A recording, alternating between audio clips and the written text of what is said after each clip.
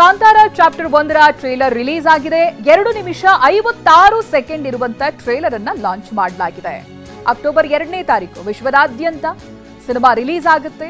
ಅಭಿಮಾನಿಗಳು ಕಾತರದಿಂದ ಕಾಯ್ತಾ ಇದ್ದಾರೆ. ಹಾಗೆ ಮಲ್ಟಿ ಲ್ಯಾಂಗ್ವೇಜ್ ಕನ್ನಡ, ತೆಲುಗು, ತಮಿಳು, ಹಿಂದಿ, ಮಲಯಾಳಂ ಭಾಷೆಯಲ್ಲಿ ರಿಲೀಸ್ ಆಗ್ತಾ ಇದೆ. ಬಹುಭಾಷೆಯಲ್ಲಿ ಕಾಂತಾರ ಪ್ರೀಕ್ವೆಲ್ ರಿಲೀಸ್ ಆಗ್ತಾ ಇದೆ. ಜಗದೀಶ್ ನಮ್ಮ ಪ್ರತಿನಿಧಿ ಇದಕ್ಕೆ ಸಂಬಂಧಪಟ್ಟಾಗಿ ಮಾಹಿತಿಯನ್ನ ಕೊಡ್ತಾರೆ.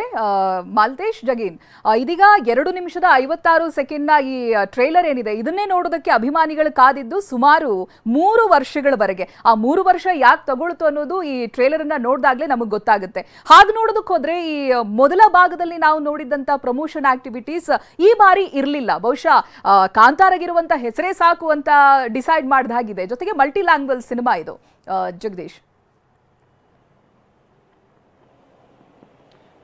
ಚೈತ್ರ, ಖಂಡಿತ ಏನಂತಂದ್ರೆ ಕಾಂತಾರ ಸಿನಿಮಾದ ಬಗ್ಗೆ ಇದ್ದಂತಹ ನಿರೀಕ್ಷೆ ಇವತ್ತು ಮತ್ತಷ್ಟು ಡಬಲ್ ಆಗಿದೆ ಅಂತ ಹೇಳ್ಬೋದು. ಈಗಾಗಲೇ ಅಂದರೆ 2 ನಿಮಿಷ 56 ಸೆಕೆಂಡ್ಗಳ ಒಂದು ಟ್ರೈಲರ್ ಏನೋ ರಿಲೀಸ್ ಆಗಿದೆಯೋ, ಆ ರಿಲೀಸ್ ಆಗಿ ಕೆಲವೇ ನಿಮಿಷಗಳ ಅಂತರದಲ್ಲಿ ಲಕ್ಷ ವ್ಯೂಸ್ ಪಡಿತಾ ಇರ್ತಕ್ಕಂಥದ್ದು ಕೇವಲ ಕನ್ನಡದಲ್ಲಿ ಮಾತ್ರ ಅಲ್ಲ. ಅಂದ್ರೆ ಫಸ್ಟ್ ಚಾಪ್ಟರ್ ಅಂದ್ರೆ ಕಾಂತಾರ ಮೊದಲ ಭಾಗ ಏನು ರಿಲೀಸ್ ಆಗಿತ್ತು ಆಗ ಕನ್ನಡದವರಿಗೆ ಮೊದಲು ಪರಿಚಯ ಆಗಿ ನಂತರ ಪರಭಾಷಿಗರಿಗೆ ಗಮನ ಸೆಳೆಯುವಂತ ಪ್ರಯತ್ನ ಆಗಿತ್ತು. ಬಟ್ ಈಗ ಕಾಂತಾರ ಅನ್ನುವಂಥದ್ದು ಒಂದು ವಿಶ್ವ ವಿಖ್ಯಾತಿ ಸಿನಿಮಾ ಆಗಿದೆ ಅಂತ ಹೇಳ್ಬೋದು. ಭಾರತೀಯ ಚಿತ್ರರಂಗವೇ ಎದುರು ನೋಡ್ತಾ ಇರ್ತಕ್ಕಂಥ ಸಿನಿಮಾದ ಟ್ರೈಲರ್ ಇವತ್ತು ರಿಲೀಸ್ ಆಗಿದೆ. ಅದಕ್ಕೆ ತಕ್ಕಂತೆ ಸೋಷಿಯಲ್ ಮೀಡಿಯಾದಲ್ಲಿ ಸೆನ್ಸೇಷನ್ ಕೂಡ ಕ್ರಿಯೇಟ್ ಆಗಿದೆ. ಅಂದ್ರೆ ಇದರಲ್ಲಿ ಪ್ರಮುಖವಾಗಿ ಇವತ್ತು ರಿಲೀಸ್ ಆಗಿರ್ತಕ್ಕಂತಹ ಟ್ರೈಲರ್ ನಲ್ಲಿ ಏನಂತಂದ್ರೆ ರಿಷಬ್ ಶೆಟ್ಟಿ ಅವರು ದೈವದ ವೇಷವನ್ನ ಹಾಕೊಂಡು ಕಾಡಿನಲ್ಲಿ ಕಾಣಿಸ್ಕೊಳ್ತಾರೆ. ಅಲ್ಲಿ ಇದ್ದಕ್ಕಿದ್ದಂಗೆ ಮಾಯ ಆಗುವಂತಹ ಒಂದು ಸನ್ನಿವೇಶ ಇದೆ. ಆ ಸ್ಥಳದ ಮಹತ್ವವನ್ನ ಕೇಳಿದಾಗ ಅಲ್ಲಿಂದ ಒಂದು ಹೊಸ ಇತಿಹಾಸ ಶುರುವಾಗುವಂತಹ ಸನ್ನಿವೇಶಗಳು ಈಗ ಜನರ ಕಣ್ಣಿಗೆ ದೃಶ್ಯ ರೂಪದಲ್ಲಿ ಸಿಕ್ಕಿರ್ತಕ್ಕಂಥದ್ದು. ಒಂದು ಗತವೈಭವ, ದೃಶ್ಯ ವೈಭವ ಎಲ್ಲವೂ ಕೂಡ ಕಾಂತಾರದಲ್ಲಿ ಇರ್ತಕ್ಕಂಥದ್ದು. ಸೊ ಈಗ ಟ್ರೈಲರ್ ನಲ್ಲಿ ಸಿಕ್ಕಿರ್ತಕ್ಕಂಥ ಕೆಲವು ಅಂಶಗಳನ್ನ ಗಮನಿಸೋದಾದ್ರೆ ಇದು ಒಂದು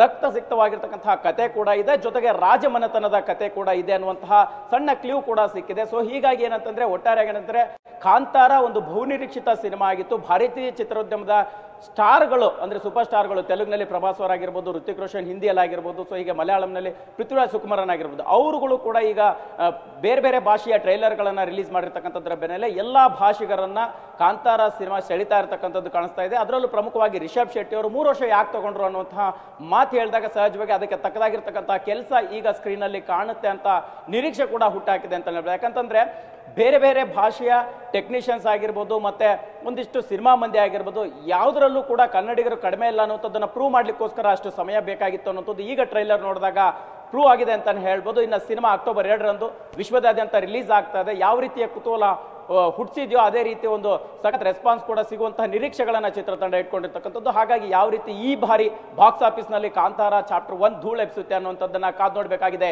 ಚೈತ್ರ, ಥ್ಯಾಂಕ್ ಯು ಮಾಲ್ತೇಶ್ ಜಗೀನ್ ಮಾಹಿತಿಗಾಗಿ.